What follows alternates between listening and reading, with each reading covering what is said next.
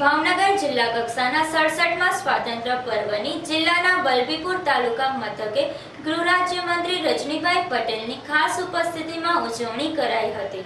ભાવનગર જિલ્લા કક્ષાના 67મા સ્વાતંત્ર્ય દિન પર્વની ઉજવણી જિલ્લાના વલભીપુર તાલુકા મથકે ગૃહ રાજ્યમંત્રી રજનીભાઈ પટેલની ખાસ ઉપસ્થિતિમાં સંપન્ન થયો હતો।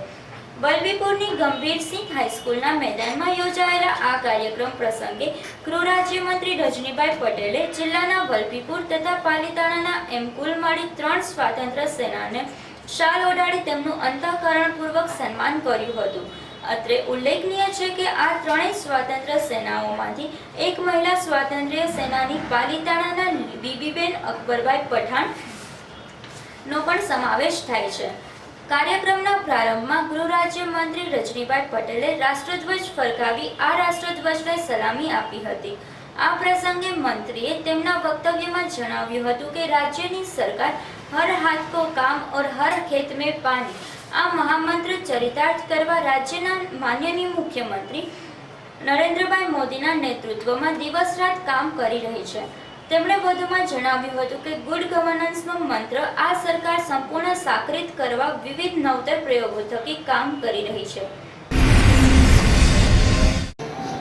શ્રી બીબીબેન અકબરભાઈ પઠાણ તથા રળિયાભાઈ એમ કાનાણી આ ત્રણેય સ્વાતંત્ર્ય સેનાનીઓને તેમની જગ્યાએ જઈ અને તેમનું શાલ ઓઢાડી અને સન્માન કરશે। રાજ્યના ગૃહમંત્રી શ્રી રજનીભાઈ પટેલના વરદ હસ્તે દેશની આન બાન અને શાન માટે આઝાદી માટે જેમણે લડત લડી છે તેવા વલભીપુરના સ્થાનિક સ્વાતંત્ર્ય સેનાનીઓ અને શ્રી શામજીભાઈ હરિભાઈસિંહ રાણા, માન્ય જિલ્લા પંચાયત અધ્યક્ષા બેન શ્રી મોરાબેન બગડિયા, માન્ય ધારાસભ્ય શ્રી જીતુભાઈ વાઘાણી સાહેબ, આ સર્વે મહાનુભાવો પણ ઉપસ્થિત છે। માન્ય મંત્રીશ્રીની પ્રેરક ઉપસ્થિતિમાં તેઓ શ્રીના વરદસ્તા પોલીસ સ્ટેશનની તકતીનું અનાવરણ કરી અને આ વિધિ સંપન્ન કર્યા છે। જોરદાર તાળીના ગડગડાટથી આપણે આ અનાવરણ વિધિને વધાવી લઈએ। ₹25 લાખનો આ ચેક માન્ય ગુજરાત સરકાર તરફથી વલભીપુર તાલુકાના વિકાસ માટે માન્ય પ્લાટૂન સાર્જન્ટ અશોકસિંહ બી ગોહિલ સન્માન કર્યું છે। તળાજા કાળુભાઈ અને બારૈયા મિત્રો આપણી તાલીનો ગડગડાટ આપણે સતત ચાલુ રાખીશું। પ્રસંગ અને સન્માન કર્યું છે। બોટાદ યુનિટના ભીખુભાઈ ગિરાગ, ભાવનગર શહેર યુનિટના પ્લાટૂન કમાન્ડર હરાટ પણ અવિરતપણે રહેતો રહેશે। ભાવનગર શહેર અને ત્યારબાદ ભાવનગર શહેરની મંત્રીશ્રીના વરદસ્તે સન્માન કર્યું છે। જોરદાર તાલીથી આ પ્રમાણપત્ર આપના વરદસ્તે અર્પણ કરશો। વિપાલસિંહ ગોહિલ જેઓ પણ 108 ની ફરજ બજાવે છે, ડ્રાઈવર, તેમનું પણ અહીંયા આગળ દીકરીના સન્માન વધારીએ। રાષ્ટ્રીય મતદાતા દિવસની વિવિધ તેમનું પણ અહીંયા આગળ સન્માન બેન સંજયભાઈ હરિભાઈ સ્પર્ધાના વિજેતા જય મહેશભાઈ સાગઠિયાનું પણ રહ્યા છે, આ સન્માનને વધાવીએ। અને તાલુકામાં છેલ્લા 7 વર્ષથી નિઃશુલ્ક ઢોરવાડો કરનાર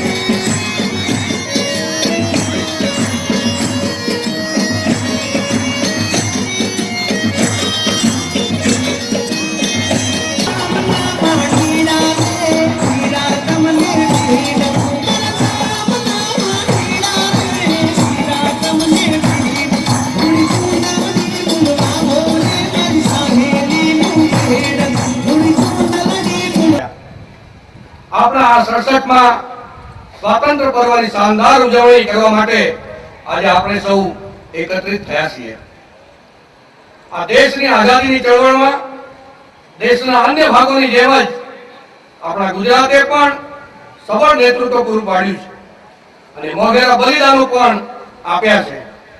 આવો આજના 67માં સ્વાતંત્ર્ય પર્વે આપણે સૌ સાથે મળી મુઠ્ઠી ઉંચેલા એ મહામાનવોને શ્રદ્ધાસુમન અર્પણ કરીએ.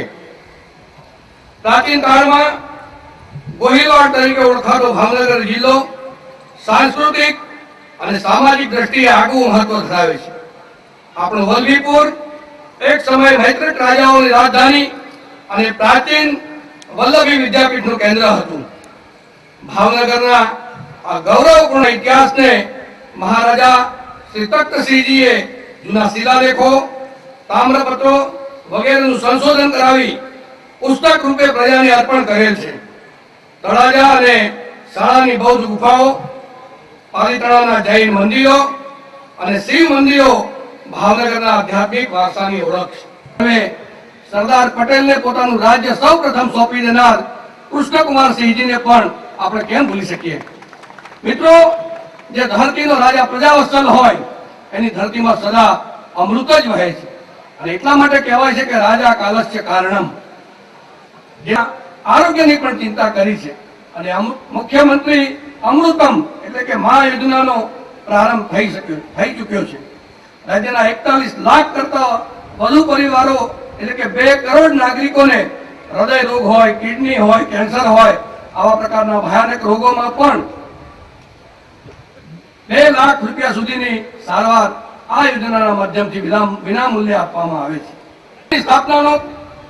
સ્વરાજની સ્થાપના તો થઈ, પણ પ્રજાને સ્વર્ણિમ ભારતની આશા હતી. આજે સ્થિતિ જુદી છે. સ્વરાજ પછી સુરાજ્ય મેળવવાના આપણા પુરુષાર્થને કોંગ્રેસના 5 દાયકાના શાસને વામણો બનાવી દીધો છે. આર્થિક સ્થિતિ સુધારવા ગરીબોએ તનતોડ મહેનત કરી. દેશની રક્ષા માટે